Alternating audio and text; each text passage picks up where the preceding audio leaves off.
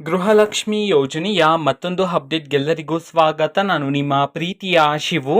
ಇವತ್ತಿನ ಒಂದು ವಿಡಿಯೋದಲ್ಲಿ ಗೃಹಲಕ್ಷ್ಮಿ ಯೋಜನೆಯ 16ನೇ ಕಂತಿನ ಹಣಕ್ಕೆ ಸಂಬಂಧಪಟ್ಟಂತೆ ಒಂದು ಇಂಪಾರ್ಟೆಂಟ್ ಇನ್ಫಾರ್ಮೇಶನ್ ಬಂದಿದೆ. ಅದರ ಬಗ್ಗೆ ನಾವು ಈ ವಿಡಿಯೋದಲ್ಲಿ ಮಾಹಿತಿಯನ್ನ ತಿಳ್ಕೊಂತ ಹೋಗೋಣ.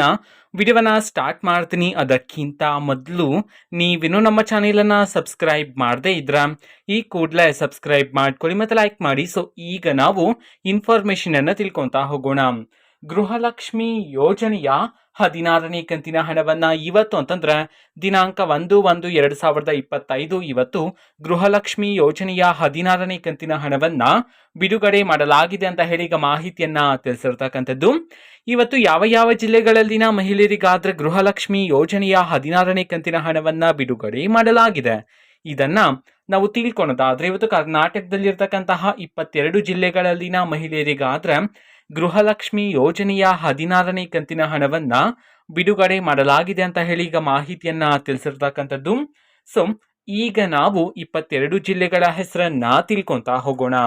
ಸೊ ಮೊದಲಿಗೆ ಹಾಸನ, ಕಲಬುರಗಿ, ಗದಗ್, ದಾವಣಗೆರೆ, ಧಾರವಾಡ, ಕೋಲಾರ, ದಕ್ಷಿಣ ಕನ್ನಡ, ಚಾಮರಾಜನಗರ, ಚಿತ್ರದುರ್ಗ, ಚಿಕ್ಕಬಳ್ಳಾಪುರ, ಬೆಳಗಾವಿ, ಬೆಂಗಳೂರು ನಗರ, ಬೆಂಗಳೂರು ಗ್ರಾಮಾಂತರ, ವಿಜಯಪುರ, ರಾಮನಗರ, ಕೊಪ್ಪಳ, ತುಮಕೂರು, ಯಾದಗಿರಿ, ಶಿವಮೊಗ್ಗ, ರಾಯಚೂರು, ಉಡುಪಿ, ಮೈಸೂರು ಈ 22 ಜಿಲ್ಲೆಗಳಲ್ಲಿನ ಮಹಿಳೆಯರಿಗಾದ್ರೆ ಇವತ್ತು ಗೃಹಲಕ್ಷ್ಮಿ ಯೋಜನೆಯ 16ನೇ ಕಂತಿನ ಹಣವನ್ನ ಬಿಡುಗಡೆ ಮಾಡಲಾಗಿದೆ ಅಂತ ಹೇಳಿ ಮಾಹಿತಿಯನ್ನ ತಿಳಿಸಿರ್ತಕ್ಕಂಥದ್ದು.